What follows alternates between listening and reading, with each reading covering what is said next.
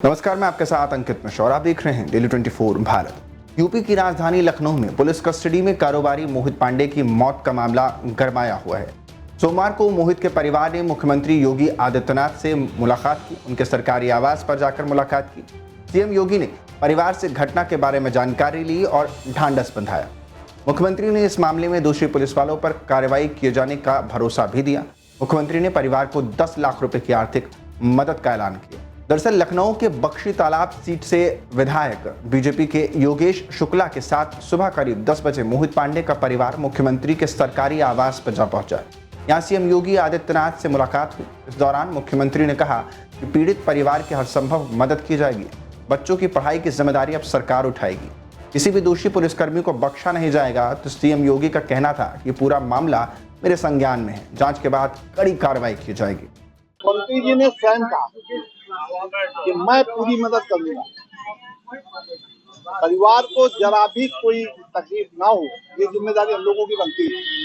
तो उन्होंने पूरी तरीके से जांच के भी आदेश दे दिए हैं। मजिस्ट्रेटियल जांच होगी। इसके अलावा आर्थिक सहायता भी 10 लाख रुपए की आर्थिक सहायता दी जाएगी, आवास दिया जाएगा, बच्चों की पढ़ाई की व्यवस्था होगी। पत्नी जिस दिशा में आगे बढ़ना चाहेगी व्यापार के क्षेत्र में, उसको पूरी तरीके से व्यापार के क्षेत्र में आगे बढ़ाएगी सरकार। ये तय ये लोग आश्वस्त पूरी तरीके से आश्वस्त। मुख्यमंत्री ने संज्ञान लेकर के खुद ही आज बुला लिया। घटना के 12 घंटे के अंदर, जिस समय अंतिम संस्कार हुआ उसके 12 घंटे के अंदर मुख्यमंत्री आवास में था। लोगों की मांग है कि जो मतलब आरोपी है उनकी गिरफ्तारी की जाए। तो नहीं, जब जांच होगी, हर चीज का प्रोसेस होता है। FIR हुई है, निलंबन हुआ है, ये भी कार्रवाई की है, कड़ी है, आगे भी कार्रवाई होगी। आपको बता दें कि मामला लखनऊ के चिन्हट थाने का है। यहां मोहित पांडे नाम के एक युवक की पुलिस कस्टडी में मौत हो गई।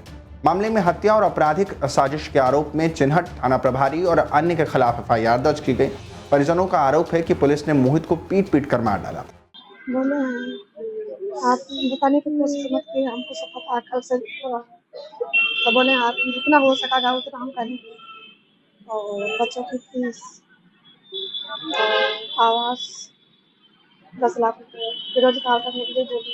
आपको काम कराने के लिए भी बोला है कि नौकरी के लिए बोला है? आवास बेरोजगार करेंगे, काम देंगे आपको। तो आप संतुष्ट हैं? हाँ थोड़ा। आप क्या मांग करती हैं, क्या चाहती हैं आगे?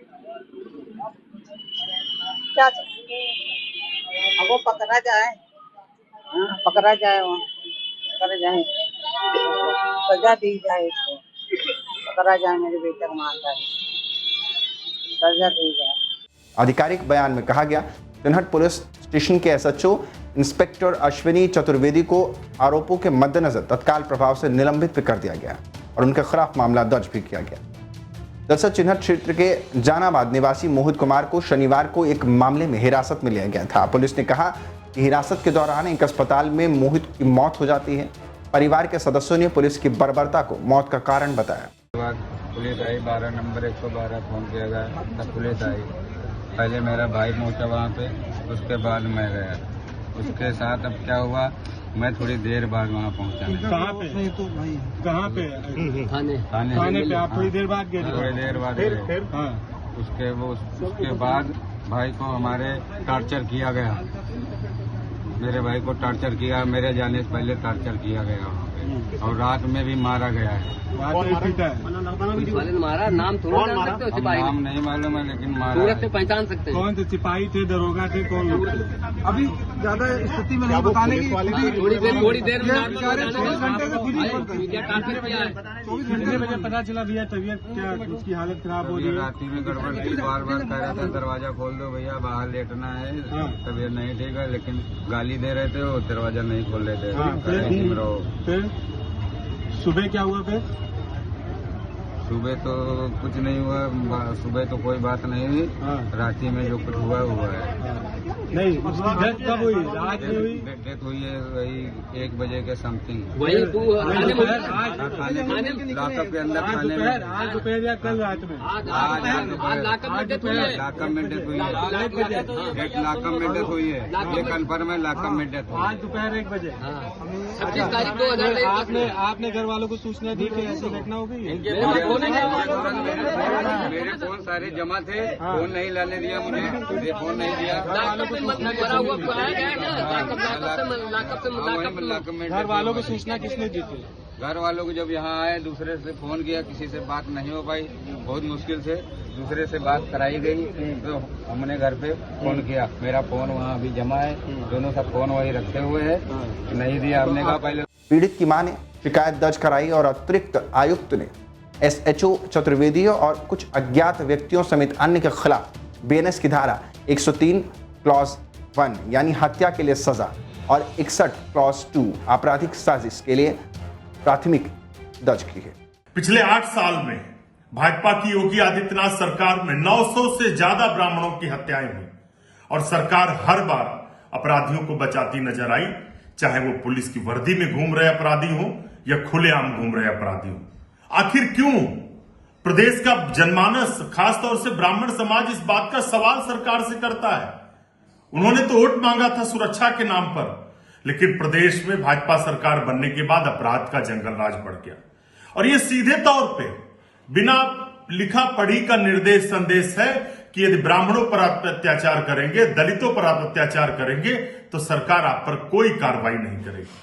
कानपुर की बुलडोजर की घटना जिसमें प्रमिला दीक्षित और उनकी बेटी की जान चली गई, सरकार के बुलडोजर से जला दिया गया, चाहे सरोजनी नगर की घटना हो या मैनपुरी की हमारी बेटी जो पढ़ती थी जवाहर नवोदय विद्यालय में, या रायबरेली में 5 ब्राह्मणों का जला दिया गया और उसके बाद आज फिर से लखनऊ में मोहित पांडे की पुलिस अभिरक्षा में मौत हो गई।